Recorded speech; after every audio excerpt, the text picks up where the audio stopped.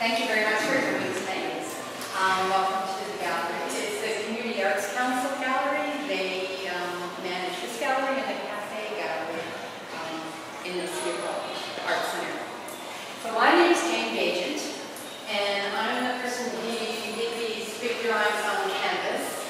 And yes, I do like rocks, because they are big. And maybe we can talk about some of those things later. Apparently I've always drawn rocks. My mother said everybody else was taking photographs of their friends, and I was looking at the rocks.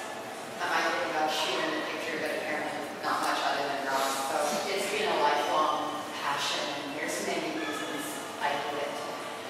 One of the things we'd like to do tonight is, rather than us just talking, asking you to ask questions so that the conversation goes where it should to answer what you came here. So I'm Jane, and this is Arlene over here. I'm Chiarina Nesbitt, and those are my works over there. The glass and this little one over here. And interesting that I've moved into watercolor about a year ago. I've done every other thing before that. And it's just interesting to me what's coming out, since I don't actually plan before it starts. And so when I'm looking here, I'm seeing things like Jane that have come from my childhood. I love to walk in mud and live where there were sloughs and things like that. And my mother told me when I was a teenager that the moon was going to be very important to me because it would affect my emotions and my hormones. And I thought that was wonderful. I love that. I felt connected in some way and part of something. And I think that's kind of running all through my work, is that I feel connected and part of the world around me. And so that's what these things are. They're my watercolor paper being soaked in bathtub, and then paint starts, and paint starts talking to me, and I talk back to it, and sometimes we argue. And I just have one other little anecdote that has a part of this in this work, and that is, I think I was about somewhere around 4, and my mom and dad got me up in the middle of the night and said, "We're going to see a fire. So-and-so's house in town," we live in a small town, "is blazing." And we went in the dark night, and the 2-story house was in flame, and all the walls were gone on one side. You could see the furniture blazing up and everything. And I thought, this is beautiful. And at the same time, I thought, ooh, I hope it doesn't happen to us. So there's something about disaster and beauty and two sides of the coin. And I've tried to, or at least I don't know if I've tried to, but I've seen that happening in my paintings and brought it out.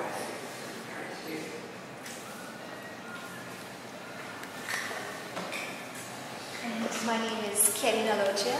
Probably most of you have either talked to me or know me, so I won't go on too long about who I am, but my works are these ones here, and as well as the artist books that are on prints. And the works I did for this show, of course, were inspired by our title, which we came up with as a collective.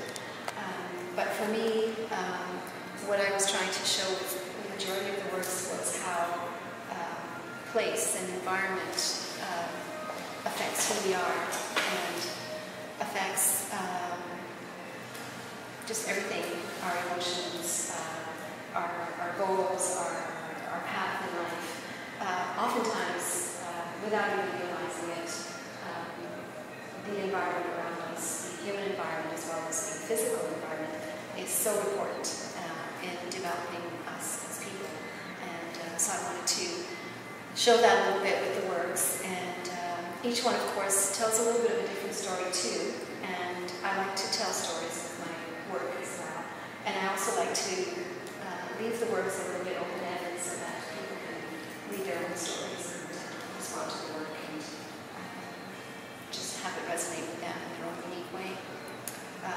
just a little bit later we'll talk about process. I've got my stuff there. Everyone always asks how you do these works, so I'll explain that in a little while. But yeah, I think for now we'll just open up the floor to questions and maybe discussion, or just let us know what your questions of the show is, and we'll start a dialogue back and forth.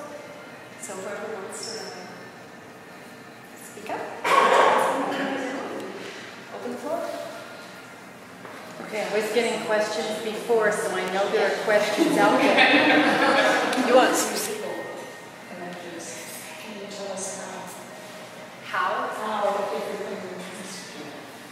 how many pencils you go through? That's what I asked. All of those details. Probably I go through about 50 to 75 pencils per drawing. And most of the time people think I use big sticks of graphite, but I don't. I use pencils. And I found this nifty little thing because I go through a lot of them and they have to be very, very sharp to get into the canvas. So graphite sticks don't work at all because with graphite sticks I just sort of stay over the surface and I'm left with a lot of dots. So if I sharpen the pencils I can get into the canvas. And I found that, of course, I sharpen them into oblivion. It's a good break between, you use 50 pencils and then you have to stop to sharpen them. It's a good way to sort of go, okay. But I found this cool little pencil extender. Put your pencil in there and go like this and then it's really, really long pencils because when I started I couldn't stand back. I have to be careful though because I often stand on things with step ladders so I can get up to the top and I have to be really careful not to just step back off them. I've done that before. The canvas, just to get to the process, these are babies here and they're also trials because I was trying to figure out how to fix the Golden, the company that makes the acrylic medium and gesso that I used to coat the canvas, which used to give a tooth to the canvas so that when I drew on it, the graphite would stick. They changed their formula for painters, no doubt, but it's much harder. And for this one, it took, well, I knew it was harder because I did a drawing just before this one and it was a disaster. So I did a lot of trials, test cases I'm calling these, and this is leading to another show too, to figure out what the proportion of gesso to water to medium should be so that the pencil will come off properly and give the marks I want. I thought I got it right. Obviously I didn't get it right because this was 6 weeks of drawing, and when I mean 6 weeks of drawing, it's drawing at least 5 hours a day in my studio every day. So a lot of drawing. And I thought I got the darks. And if you look at the difference between this drawing and these ones here, I think you'll notice that these have a lot more contrast, a lot more dark. And that is the actual mark of the pencil. And here I couldn't get the pencil to stick. And then when I took it outside to spray fix it, which is the step after the drawing, the aerosol of the spray fix actually blew away about a third of the graphite. So it was actually a darker drawing after that. And the next step, of course, would be to put color on it after it's covered with acrylic medium. So, Color pencil or? Color paint. Paint mixed with a lot of medium. Yes, paint. Actually, glazes of paint. Actually, glazes of paint. So, acrylic paint mixed with a lot of acrylic medium, which for anyone who isn't an art person here, acrylic medium is just paint without the color in it, basically. So it stretches it, so I can put on thin layers of paint, so it looks like pencil paint. So basically, the process is I stretch the canvas. I use obviously larger piece of drywall. Put it on my studio floor, stretch the canvas with a staple gun, and then I put on the gesso and acrylic medium. Let it dry and it shrinks, and then I get a friend to help me stand it up onto an easel and then draw. And people always say to me, "Do you use photographs?"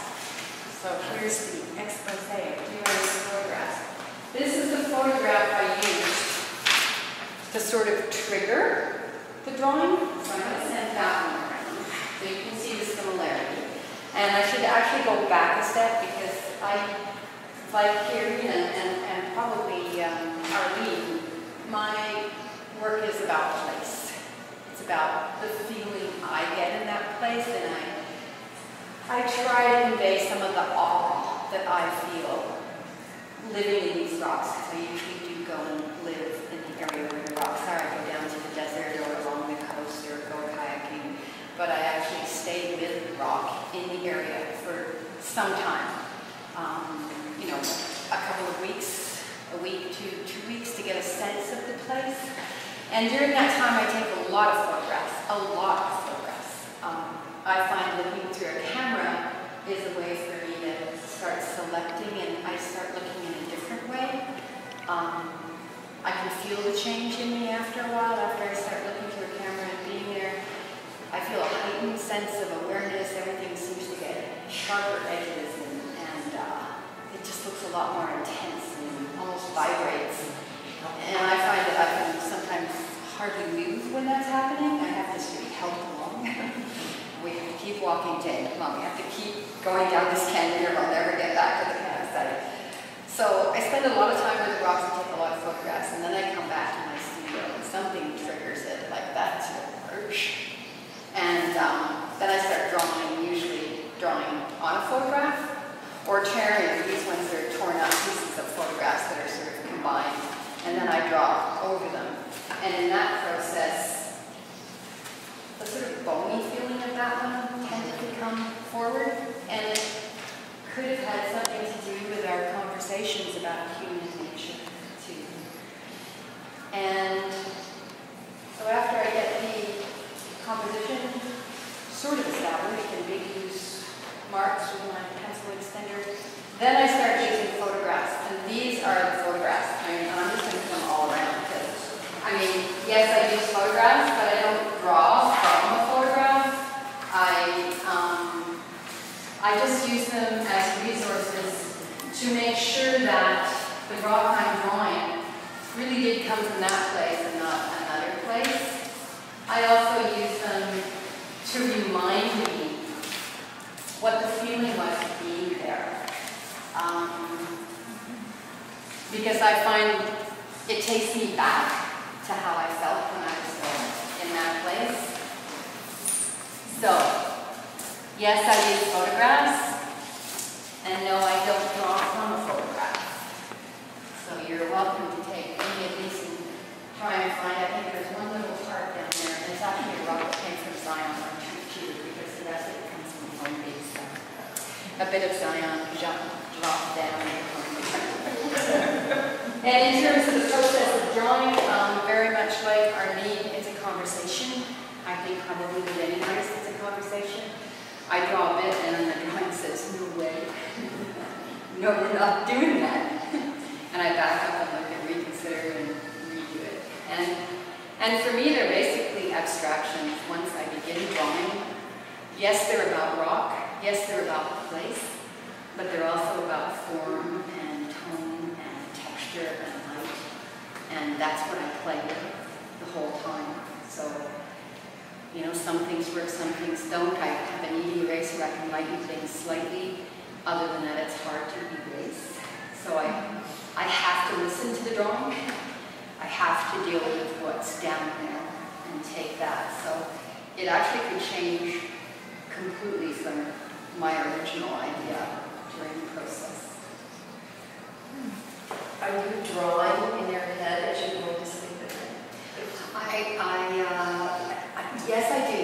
When I'm in my studio intensely, like I was for the last 6 weeks, yes, I do draw in my head. Which isn't that restful sometimes. It's 3 o'clock in the morning. Yeah, exactly. So how did you come to choose canvas to work on instead of paper? Many reasons. The primary reason was I wanted to draw bigger. I was drawing on large paper, and BFK is about the largest that I know of, except for roll paper, which tends to crease. So I wanted to draw bigger. I was also disappointed with when I would finish a drawing, which I love, the deep, rich, wonderful blacks from the graphite. I'd put a glass in front of it and then I'd just see me. It would just reflect everything around me. And I mean, you think of glass as being a fairly transparent material, but it isn't. It's actually quite a barrier. And then putting a frame around that gave it a sharp edge. And I felt it was over there now and distant from me. So I wanted a way to draw large and to not have to frame it in glass. And I was just chatting with another artist once, and he said, well, why don't you try canvas? I said, well, nobody draws on canvas. He said, yeah, why don't you try canvas? So I had to figure out how to draw on canvas. And it's not essential an experience as drawing on paper. You know, when you're drawing on paper, it's just like, God, it's luscious and just wonderful feeling. It's a very responsive surface. Drawing on canvas is a little bit more of a struggle. But otherwise, it works. For me, these are human scales. You know, they're about like we are standing up and putting our hands in, and they roll up. I was also traveling. I was living in 3 places in North America at the time, so I was traveling a lot. And canvas, I can just roll these up and put them in a black sewer drain tube, and I've mailed them all over the place. They've gone to Germany. So they're easy to transport. They're easy to store. Anyone who's an artist knows that's a problem in your studio usually. And they don't break like paper. I mean, they're really tough. I actually had once a friend, because they're coated in acrylic medium, I had a friend that I still have this friend. She was at a party at our house, and she was gesturing, and she had a glass of red wine in her hand, and she just went whoosh, and it went right over the drawing, and everybody stopped. The whole party stopped. And I said, oh, that's fine. I don't think that's the red wine. I said, oh, that's fine. I'll just wash it off. So I went and got a clean wet and a clean dry cloth and just went like this. And it all washed off. Fine. The wall was shot, the carpet was shot. But the drawing was okay. So they're tough. And they're to be looked after carefully. And when I first did them, I planned on stretching them afterwards, but I didn't like the sharp edge. I like the way it refers to or alludes to the process. So they have little staple marks all around them, just like these ones do. And it's a reminder that they're marks. It's a drawing. It's interesting, the drawing on canvas makes me think that in the solid similar to drawing on stone, you've got all the ridges and the harshness. Drawing on stone. You mentioned something in the past about how people view stone as being very permanent. It's there forever, but it's actually eroding and decaying all the time. It's just as impermanent as everything else in this world. So I thought that was interesting.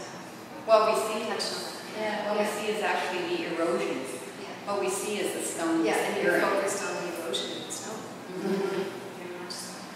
Even drawing it is almost like eroding the surface, because when I draw with a kneading eraser, it's the same thing. What you do when you add water, you start eroding the It's surface. also a thing about creativity and destruction. Forget it, something gets changed or destroyed when something is created. Jane, did you ever go to the Sioux River to take photographs? The potholes? Well, out past. Yes. Yes. Yeah, it is. It's beautiful, isn't it?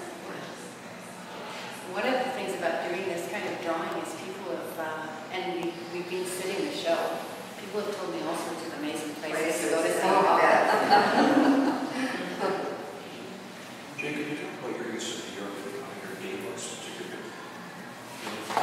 The Artist Journal? Yes. Yeah. Well, actually, they're much smaller than the rest of the pieces, and a lot of the subjects in there don't make big blocks. But there is a fair amount of detail, also a fair amount of text. You seek to indicate research. It does indicate research. I research a lot.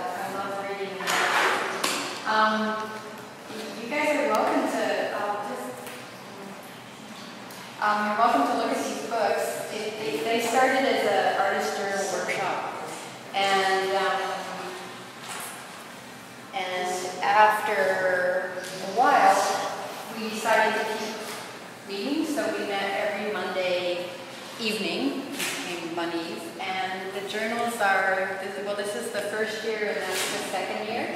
I still draw, but I don't draw every page anymore. I kind of open it and draw one. And for me, the journals are a way of, well, I learned what something looks like when I draw it. And it's a way of meditating, it's a way of calming, but mostly I think it's a way of getting to know what I'm looking at. And as soon as I have something on the paper, then it leads to something else. And those books are brown. I chose them specifically because of the brown paper, because I can add light or dark, so they go both ways. I really like working with that middle range. I also love that they're small, so I can finish a drawing in a few hours. Canvas is that way too. Right, the color of the natural canvas. Natural canvas has that mid-range, yeah. I put on some gesso, so Work some lights into it. very rarely. Sometimes I put some white back into it afterwards, but mostly it's the white of the gesso that I put on through, but sometimes not. How do you use them? How do I use them? I'm not sure. What is their purpose? Their purpose. As a way of knowing what I'm looking at, just as drawing, it's almost like it's the practice of drawing. It's the discipline of drawing. It's keeping your hand moving, getting your hand to remember how to draw, perhaps. I don't know. One thing leads to another. Often when we were reading as a group of 5 artists, somebody would bring something and say, look at this transfer method, or look at this new pen I found, or look at this, what this cleaning product can do to inks. And so we try it out, and then we work in our own journals about it, and then that would lead to something else. And I suppose it also documents the things I'm exploring, the things I'm thinking of at the time. It's a way of bouncing ideas back to me later, because now when I open them and look at them, it reminds me not only the place I was there, the people that were there, but what I was thinking about at the time. That one of the Marianne that you have, that one of the phone you just went by, the inside of the phone. Yeah, for instance, that was, we were fixing up my daughter's apartment and we needed a way to let people in, and young people nowadays just have, they don't have landlines, right? They just have cell phones, which don't work on old apartment things. And so we found this old phone in the basement and cleaned it up, and that's what works. And then I found a wonderful drawing of the circuitry of old phones, and I don't know, I put them together. It became a drawing. So I use them to think visually, I guess that would be it. And recording nothing. How do you keep track of what you guys see? I just keep working. You never stop. One work leads to another. And actually, I was about to explain to Linda, she was asking me about an earlier show, and I was about to explain to her how she was asking me about the idea for this show, and basically the idea for that show was a one of the pieces in my earlier show was a springboard for that. And so each work that I do, each series of works that I do, will give me ideas for new works and new series, new explorations. And I've been doing that. I've been taking actually the title of one of the pieces of the show and making that the title for the next show when I do solo shows sometimes. And then I've taken a particular work and decided to expand on the idea that I had with that work and make a whole new show, a whole new series of works from that one particular work. So that's, it's just the work. Each time I do something, I'm always thinking about what I'm going to do next and where I want to take this idea and I want to take this new structure I've discovered or this new technique or just, and it just constantly thinking and sort of being energized by the work that I do. And so that's why I have to keep doing it.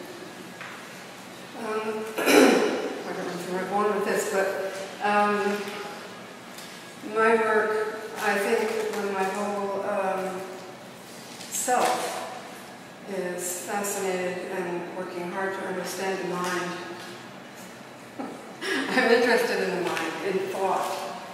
And that's been a theme through all my shows. If you look at my website, you can see me taking that journey, and it takes me to the cosmos, it takes me inside, it takes me everywhere. Yeah, and I guess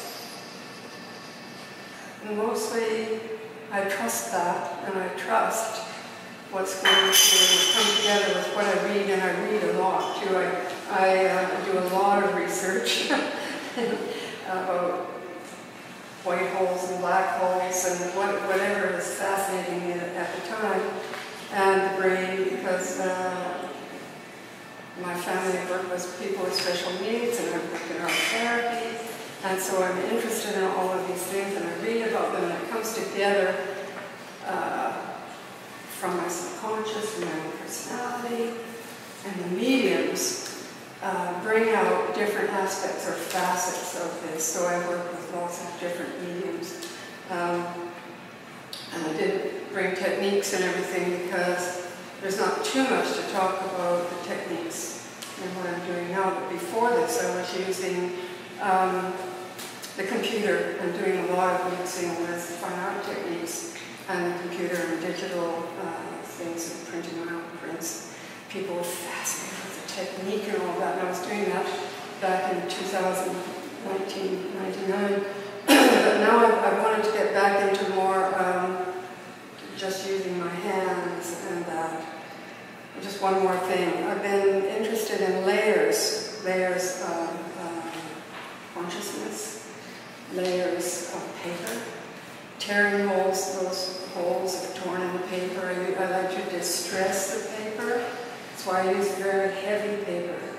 And insert other things behind. So I'm inserting some of my digital work behind my watercolor. So is it something about the technology today, the information age, all of these things are in me, and want to come over and work.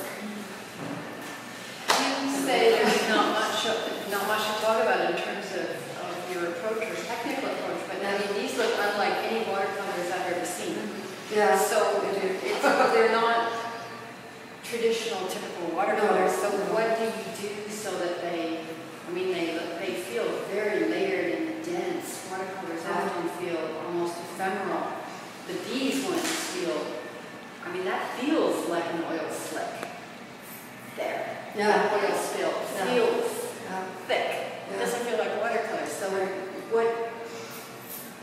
how long would you work on it? How many layers would it be? Took me ages. I did. Yeah, so change it, I did many things with that, and tried to bring out things that I saw, and then that didn't work. It took a long, long time, that upsets.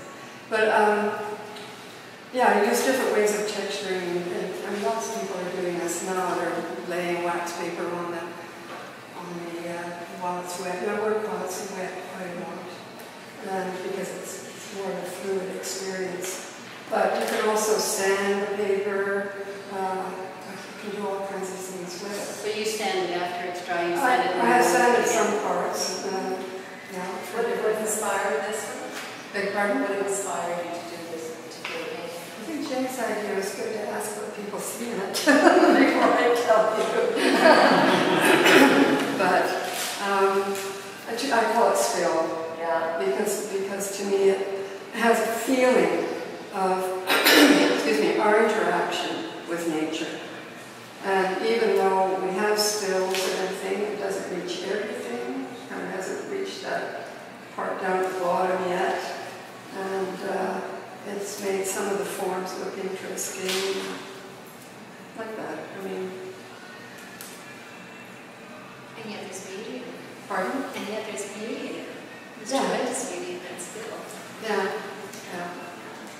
So they're kind of surreal in a way. They're not about realism. They're about my feelings about our relationship with nature. And with the moon, I put a footprint on it, and I put satellite trails in the sky very faintly. I don't want to make it like a rash political statement. But I want to say, we're out there now. What's this mean? What are we doing out there? You know, we're going to Mars now. Fukushima, Costa Concordia, all of these things, and yet turbulence is a wonderful thing, and the potential in turbulence is amazing. We're in a turbulent state right now, trying to figure out how we're going to live in this polluted place that we've made. And are we going to change? What's going to happen? I don't know. To me, I look at that and I would say tsunami. Yeah, so this one or this one? This one. This one, Sure. Because I looked at this one and I thought that was Fukushima. Well, tidal wave. I didn't explosion plan it to be yeah. or anything like that, you know? I was putting on the paint and some of that stuff happened, and I thought, oh yeah, and I just, started to do it more. Right. And then I got fed up with the thing because it was horrible when I was talking about pencil. Then I said, oh my God, that's that shipwreck. Oh my God, I'm going to develop that around there. That's how it works. I don't think we can not put in it what we're thinking about right now. I mean, it's not a deliberate thing. I remember once coming down to my studio and seeing a row of teeth in one of my drawings. In the Symphony, the honeycomb, like the one of Maine over there, and there was a whole row of teeth. Where did that come from? And I realized it was because I'd had a really bad argument with a friend the night before. And I went into my studio afterwards and I worked for a long time. And I didn't even realize I put a row of teeth in that drawing. But obviously, I went in the next morning and I saw them. Whoa, okay. So yeah, I think you put things in there without even in your mindfulness, do you revisit themes like you talked about turbulence? So my experience is that I revisit themes. What I'm wondering, if you revisit themes, does your artwork look the same, or is it always being expressed in a different way? I'm not sure if I'm clear here. I think somebody said, oh, I can tell your work even when I work in different mediums. There is something that I usually do, and one of the things is something about space. I seem to do the same thing about space. There doesn't seem to be horizons or anything like that in my work. Well, that one kind of does, but usually not. And usually it's broken up. So there are certain tendencies that come through most of my work.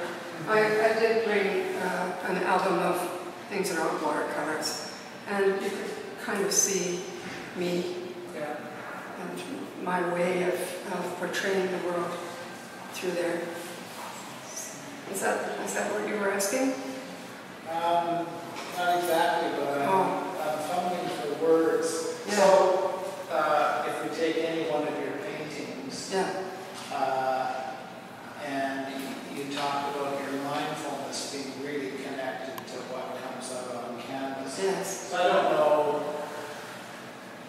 what theme, where your mind was, say, when you did this painting, but a couple of years from now, when you revisit that part of your mind again, and you're doing a painting, you see a similarity between your paintings, or does it come out expressed very differently?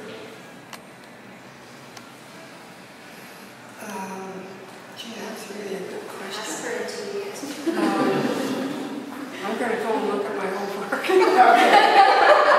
Maybe we should drag it out here. I know that I am changing.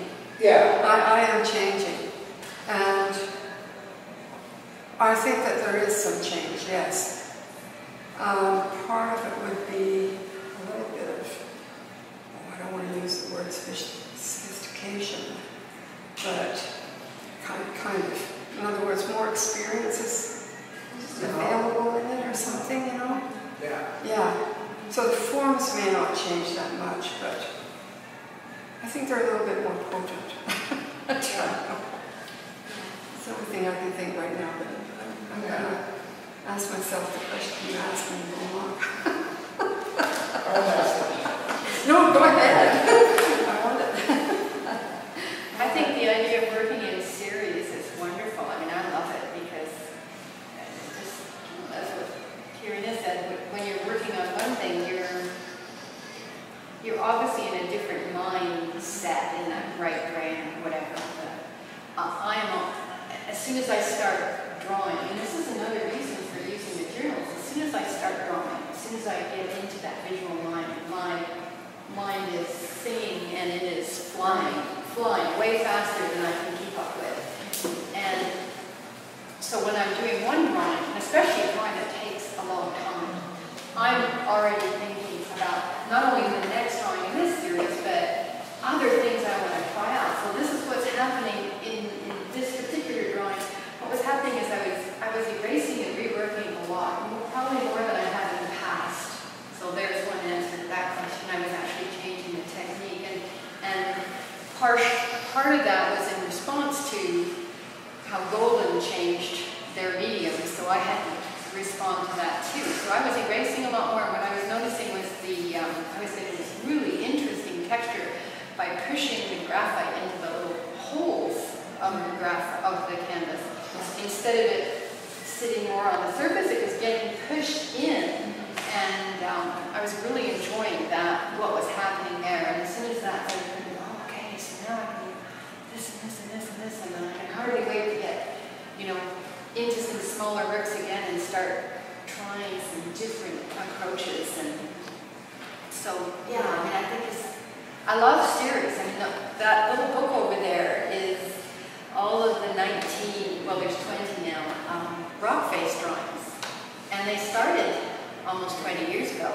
I mean, I don't get more than one or two done a year, do other things in between, but they take a lot of creative energy, and I don't seem to be able to do. I mean, sometimes I've done two, but that's really the most I've ever done in a year.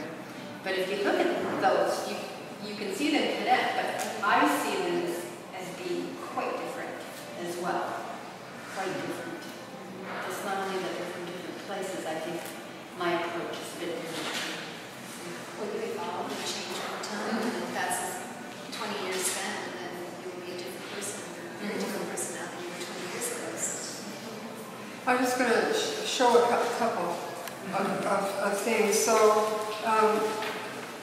this is printmaking combined with photography. So this is a print, and then there are photographs embedded in there. But it's still my style. So but this is I don't know if everybody can see. You can see from here. Would you guys like to stand up and look down at a table? It's right on the chair. Oh, just want to sit? Okay. Yeah. So this was a series called Strategies and Confusions. And so they're combinations of printmaking and Are photographs. they photographed in black and white, or did they actually come in black and white? Were they monotone? These pieces? No, these were colored. So they're colors. Mm-hmm. So I mean, I do a lot of stuff. Is this the actual work, or is it a photograph of the work? It's not a photograph of the work, it is the work It is that the work, okay. You made it digitally, Okay. combined them digitally. Yeah. Okay. Mm-hmm. I combined it on the computer. So Yeah. I scanned my print, Okay. and I scanned my photographs, Right. and I to make them transparent so they fit in there, fool around till they go where I want them to, and There's things like that, eh? borders and texture in here. Can you see the little people down there? Yeah. It's just, But then, what I was just going to show you is that my photo, no, I can oh yeah. And that is when I was, let's see, how those go that way. I'm involved with someone in a relationship who was a baby in Buchenwald. And we read about all of that. He looked into all of his past and everything. I got totally involved. This is the kind of work that came out of me at that time.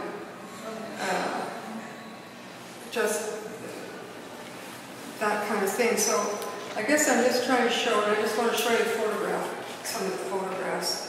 And I did to see if they're similar, if you can still see me or if I'm changing or what, I don't know. So those are photographs that I've done. Yeah, and I did a lot of photographs into. My son-in-law worked at St. Anne's Academy or Queen Alexandra, working with casts. And when they came out of the oven, there was junk left that was colored because people wanted things on them. And he'd bring me home this stuff, and I'd photograph way into it and find things and photograph them. So it's just, in a way, I'm changing. And partly because of the technique I'm using. And I did a lot with ice. Yeah, I just, that's enough of that. I like seeing them. I like to see them.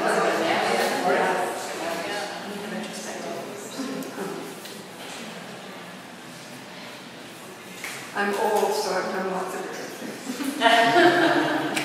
She's wise, too. Oh, I know. Getting wiser. Oh, yeah, I hope so. Yeah, that's Okay. You can just take those out of the way. They're not precious. Oh, it's okay. No problem. Stand up so everybody can see them.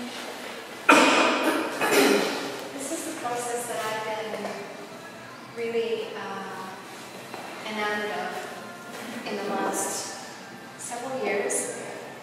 I've always done printmaking. I've done printmaking for about 10 years now. But this particular type of printmaking is called photopolymer reveal etching. And it's a fairly new technique that's been around for maybe 20 years. The advantage of this type of etching, as opposed to the traditional ones that were done on zinc or copper and etched in acid, is that with this technique you're able to use photography. And it's also very quick and non-toxic. So for many reasons I love it, but mostly because I can use photography. I developed a real love of photography. And I've also developed a love of figurative work and photographing people. And so the technique basically starts with taking photography, doing a photo shoot with somebody, or sometimes just myself. I use myself as well. And that works quite a bit. In this particular work, I asked my daughter and her boyfriend to come to the Esquimalt Lagoon inside one of these structures made out of driftwood that comes up on the beach. And every year along the lagoon, people just take all these logs and they make these wonderful little rooms that you can sit inside. And so I thought it would be just a wonderful thing to shoot them in there, sort of around twilight, where it gets really nice warm weather. So they accommodated me, and I took a whole bunch of pictures, and this was one of them that I really, really liked. The other one is that one there with daughter. What type of camera did you use to take these pictures? I have a Canon number. But it's a digital, right? It's a digital camera, yeah. So, and then I went to ExhibitVic to take these other photographs, and this is a huge structure, right? It's been a couple of summers now, and I took this last summer, and this is the inside of this structure. It's a huge structure. The inside you can see it's quite beautiful. So I combined these images on the computer and put them together and printed them off at the size I needed for the plate and made a transparency and put the image in black and white so that I could get the lights and the darks properly. So for the process, I start with the transparency. You print the transparency Yes. from your I have a large size printer, so I'm able to do that. And then the plate itself now, this is steel base, and the surface is polymer, it's a plastic that is light sensitive. And when you buy the plate, the polymer is somewhat soft. And then when you expose it, basically you lay your transparency upside down on it. And put it in a contact frame and then put it into the light box, which exposes it to ultraviolet. And the light will then go through It's ultraviolet light? ultraviolet, yeah. So the light will go through all the light areas. That's why you need transparency. So it goes to the light areas of the transparency onto the plate and it hardens the polymer. It creates a chemical reaction. It actually converts what is actually monomer into a polymer, which is a chain of monomers. And then, so depending on how much light goes through, that's how much it's hardened. And then I take the plate and I wash it out under water and I scrub it. And I scrub away all the areas that are dark. And that creates all the variant textures and depths and on the plate. And then I put it in the sun and I let it bake for about an hour and then it's ready to be baked. So the image is on here. Depending on how I tilt it, you can see the image is very, very, very, very beautiful. And then I start the inking process. And I use etching inks, which are basically very thick oil paints. And I dab the ink all over the plate very selectively where I want it. And rub it in with my fingers into all the grooves. And then I wipe it all off. And it wipes off the smooth lighter surfaces and it stays in the grooves. And then when the plate's ready, then I take the plate and I lay it onto the bed in my etching press, which is a large flat bed. And there's a big steel roller in the middle, lay it down, lay the paper over the top, and run the two of them together through the press. And the ink gets removed from the plate and gets transferred onto the paper. So for there's different colors in that painting. You might be done a million times. no, I do it one time. So you do all of those colors. All those colors are on one it. go. So you selectively do it. Selectively. This area is good. Yeah. The trickiest part of this image was getting the fellows' eyes blue, which they were, and not getting his face blue. Because blue is a very staining color. So I was very, very careful. I just very timed down.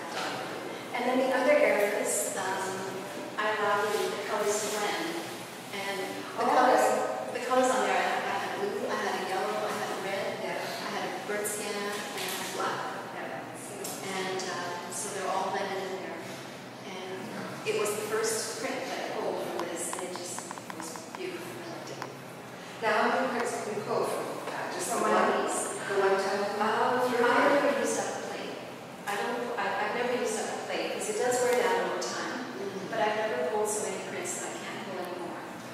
I know that you could probably get several dozen if you wanted to. But you can go back and second print without putting one color. No, you need to apply. So you got to reapply it just to get one print. Yes. Wow. Every single time you need to reapply a lot. Yeah. And actually, if you look at the one next to this piece here, you'll see that there's some areas that have sharper color than others. What I did with that one was I pulled one print, and there's always some ink left on the plate. And you could pull a ghost print, and it would be very faint. But what I did was I used the ghost imagery, I left it on, and then I just inked selectively. You can see here, I inked the black. This was the ghost imagery. So I inked all along here, sort of in the center, and I left the edges uninked. And then I took a brayer, which is a roller, and I rolled up some ink, and I rolled swaths of color, both in big swaths and lines on the plate before I ran it through the press. And so I created a very different image from the very first print that I did of it. And then I ran that through the press. Who taught you how to do this? How did you learn? I was taught by Jen Robbins, who is a teacher. Jen Robbins. She teaches the process in town, and I teach it as well.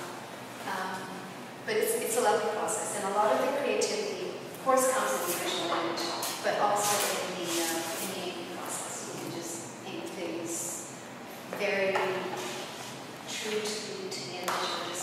You have your own country? How many cameras? You have your own file down, right? No. No, I have an print. I have a large size printer to print out these transparencies, and I have an etching press. The etching press. That's the big equipment. It's a big 42 by 24 inch bed. Steel roller about this deep, and then the wheel. Cranks goes back and forth.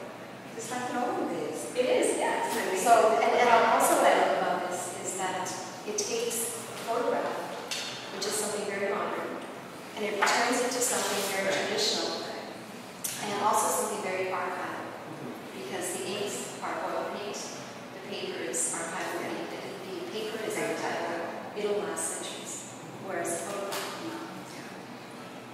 This is such an art form. Just always so nice. And it creates textures that you don't get in a photograph too, just the process of writing creates amazing textures. Chiarina, do you ever draw or paint into the images afterwards? Yes, I do. I do quite a bit sometimes. When I pull the print, sometimes I'll take a brush right away, and the ink is still sort of movable, and so I'll fix up little bits that the ink maybe remained in the plate and didn't come off, so I'll fix it up right away. And then once it's dry, I'll also take either pastels or pencils or watercolor pencils, and I'll do some mostly linear work into the pieces, and maybe just punch up some colors sometimes, or add a bit of linear work. And the light pastels and light pencils work really well on the dark areas, not the other way around. So I do that as well. If I did it on the piece, I probably did that a little bit on her. It's hard to tell. It's there. I didn't do anything on this one. It's perfect when it came off. The one where you have writing on it must. Oh yes. This one here? I think is it the one down there where there's writing on it? Yes, I did the writing afterwards with pencils. Yeah. Yes. Chiarina, when you produce a picture like that, is it always what you expected, or it's quite unexpected sometimes what comes off? The more you do, the more you sort of have an idea of how it's going to turn out. But there's always surprises, and that's the thrill of any kind of printmaking. Whenever you pull the print, you're never quite sure. With a process like this, in particular, where you have the plate that has this tone, this copper color in it, you don't know what color's on here. You see mostly black and white. You don't see the color. When you wipe away the lights, you don't see it.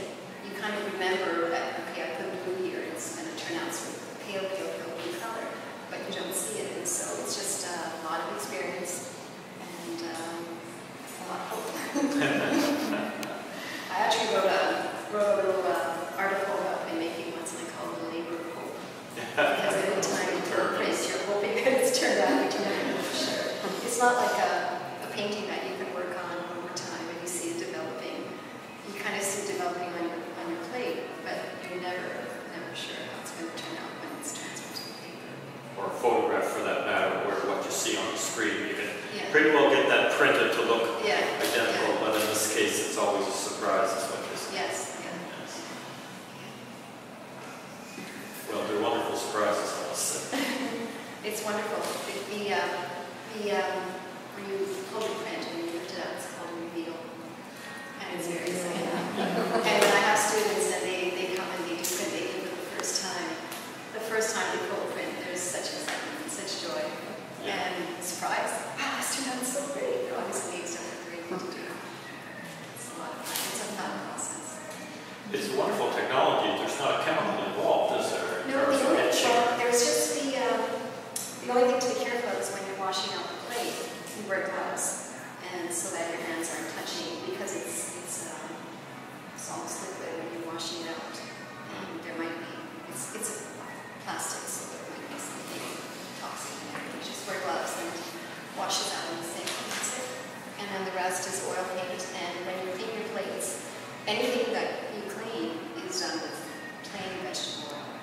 So it's really non-toxic. There's no turpentine involved at all.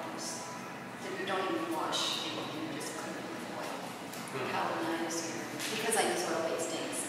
There are water-based inks that you can use, but they don't work as well in this process because this material actually wears out with water, so you want to keep it away from water, even after it's been wired.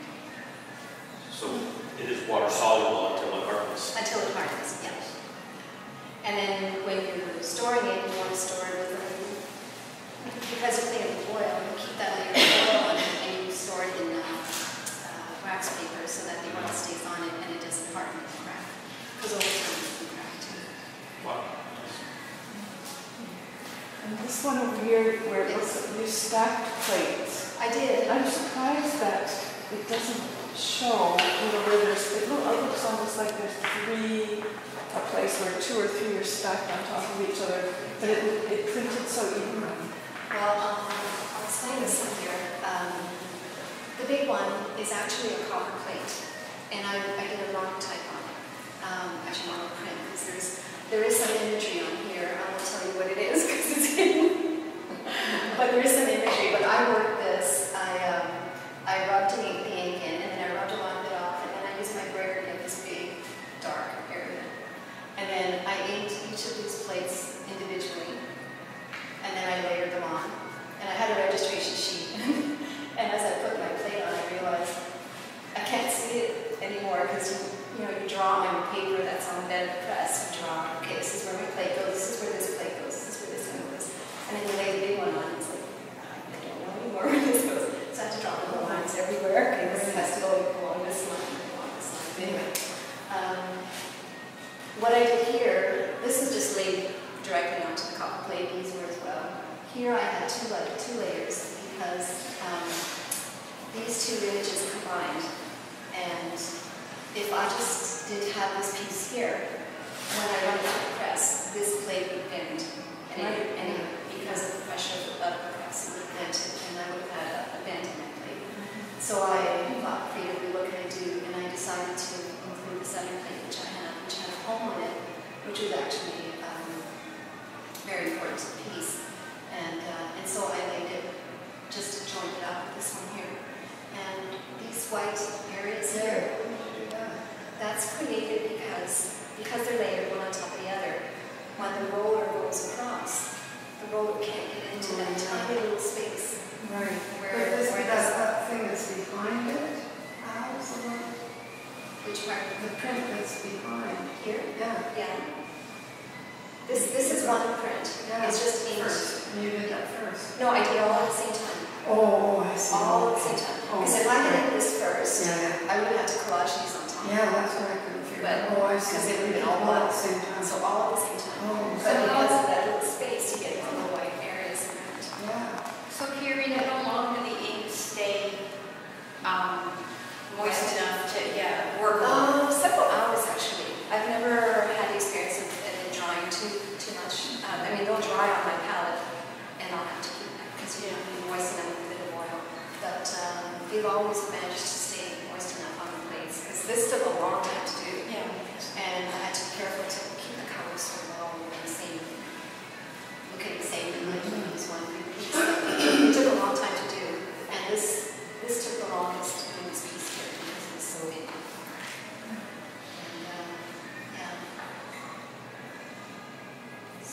And so that's kind of the process. And the inspiration for the piece, I made it for this show that I did not get into, and it was a show about Emily Carr and how she inspires artists, what inspiration you got from her. And so I thought Emily Carr, I thought of how she was a bit of a maverick, and how she was very much in tune with the world itself, and just went her own way, did her own thing. But she also had this love and reverence for nature. And so I had these 2 images of the body morphing into a tree, and I thought that would just be perfect for that. And also the body is touching stone. And so to me this was all about the connectedness in life, and the stone lending strength to the human, but the human giving life energy to the stone as well, and then morphing into the trees, kind of being everything all connected. And also, because the human is naked in this picture, it also sort of, to me, represented getting in touch with your true self, and not the whatever society and just sort of getting in touch with yourself as a human, but also as an artist. And the poem I had written earlier, and it was all about my inspiration for being an artist and what being an artist meant to me, and so I decided to put that in there and touching the artist inside.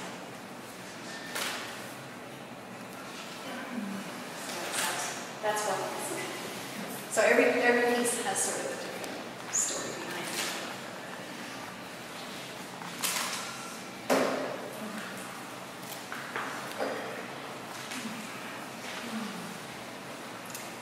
Any questions?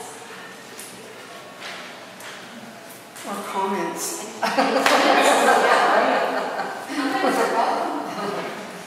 Well, I was curious about the whole process of the three of you getting together and making this show. It was all Arlene.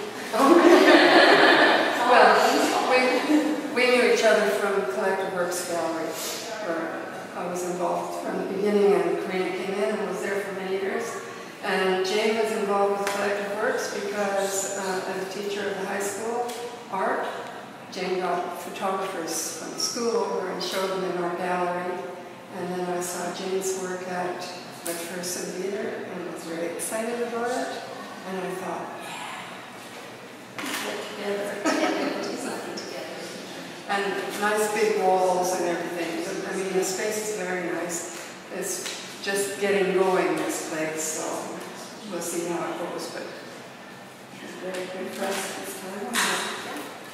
So when Arlene Nesbitt, Arlene and Chiarina came, well, first I came to look at the gallery and went, wow.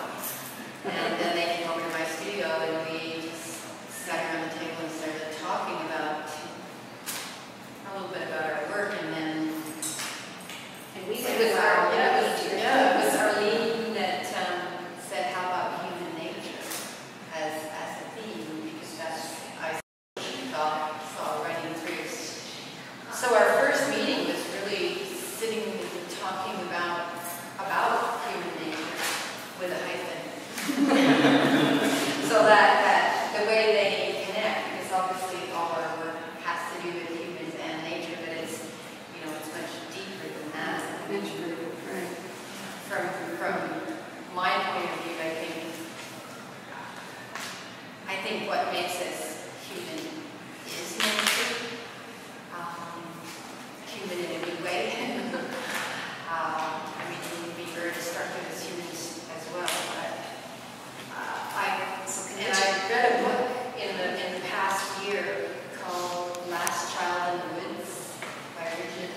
I don't know if anyone else has read it. It's about confronting nature deficit disorder.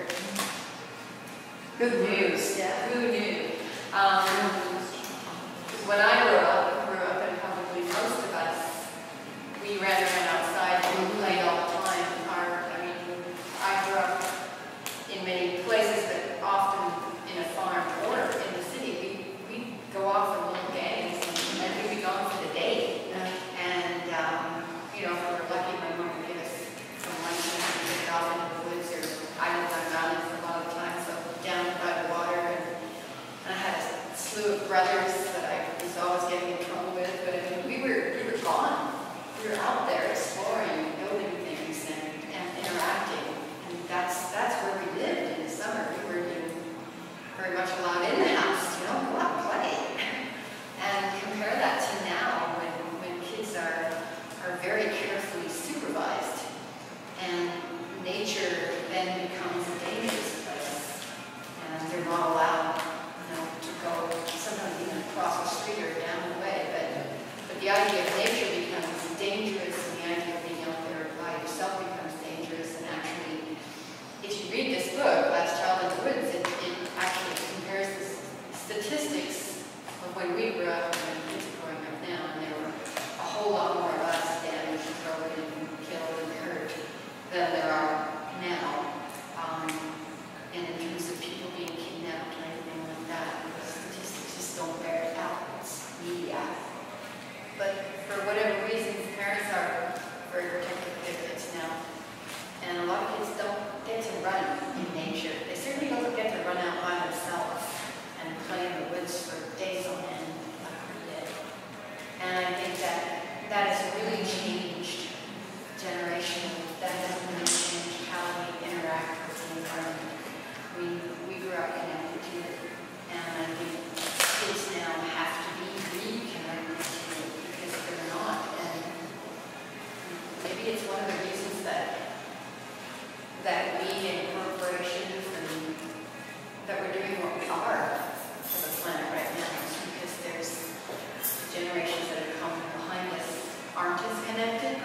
so it's almost allowable. All that nature out there can be used for resource extraction rather than with reverence and with a sense of stewardship. When I go out and camp, live in the rocks, the desert or whatever for a couple of weeks, I come out a different person. I know I'm not a different person. I've reconnected. And so that's my connection with nature. I've got a couple of books here I've been interested too that are about beyond ecophobia, place-based education into the field. Just about, if you're interested in the subject, just about reconnecting kids with nature. That you made. That you made. No, I didn't make these. No, these are from the Orion Society. They're about the process. There are many people, there are many organizations now trying to reconnect kids and adults with nature. And in answer to your question about the journals too, that's one of the things I'd like to is work with people in that way.